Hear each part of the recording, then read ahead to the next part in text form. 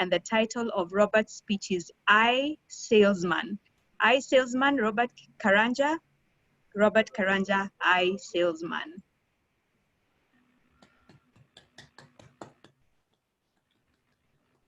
No one is as confident as a recent smart graduate who knows how to get A's in school, but has no idea how the real world works. That was me back in 2008 when I graduated from university. I had decided that I would not be one of these unfortunate saps who work from 9 to 5 to make money for someone else. I would work for myself and make lots of money for myself. I would become super rich. As I was receiving my degree certificate, my mind was filled with visions, or should I say illusions, of owning a Range Rover right out of college. How was I going to achieve this? At about that time, I was reading the book Rich Dad, Poor Dad by Robert Kiyosaki. In the book, Robert said that before he embarked on his entrepreneurial ventures, he had gotten a job at Xerox as a salesman. The reason he did this was because Xerox offered top-notch sales training, and he figured that he would use that training in his businesses later. I thought it was a great idea. I would get a job, get paid, get training, and then practice by selling that whatever company I got a job in product. It seemed like a perfect idea. Right around the time when I was thinking about all this, a family friend got a job in a company in Kenya that sold photocopy machines and printers. She was based in Mombasa and came to live with my family for 1 month as she got training from the headquarters of that company. It felt like the universe had conspired to make my dreams come true. I immediately sent my job application to this organization and I was hired. I felt like everything was now falling into place. But things were not falling into place. This company was nothing like Xerox. First of all, it had a very toxic environment. I remember that everybody hated the general manager. There was a time when he left the country for a week to go to the United States. And it felt like we had all gone to Brazil for Carnival. We were so excited to go to the office. Yes, we were working, but we were happy as we were doing that. When he came back, it was like he had brought back the coronavirus to the office. It was all doom and gloom. To make things worse, they did not give me any kind of training. They just threw me out into the streets and told me to sell solar-powered water heaters. And to even make things much worse, they did not reimburse my travel expenses.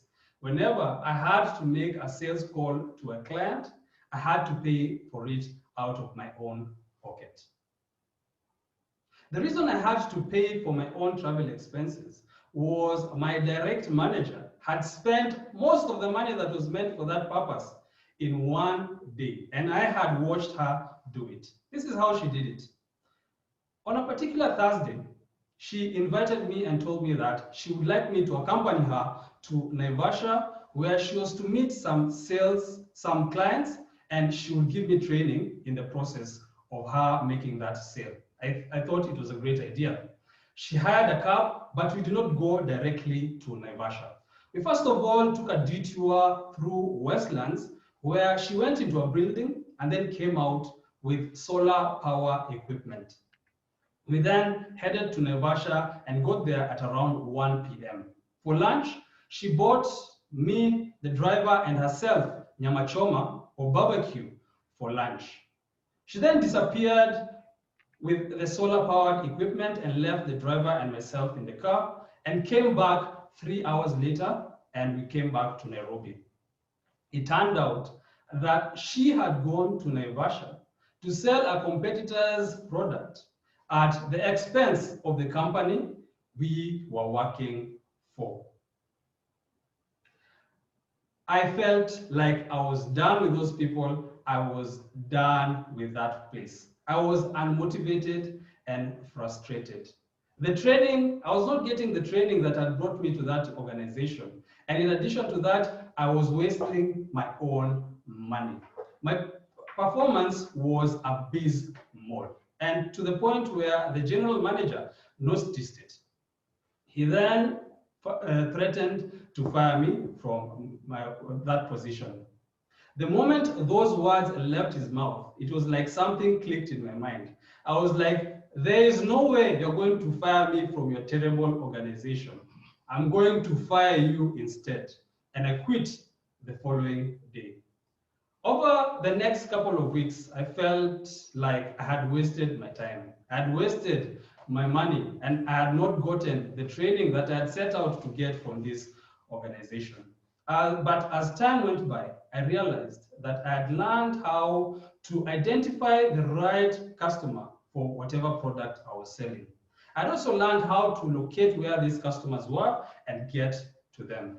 In addition, I had learned that whenever a customer was not willing to buy a product, to deal with the rejection that came with that.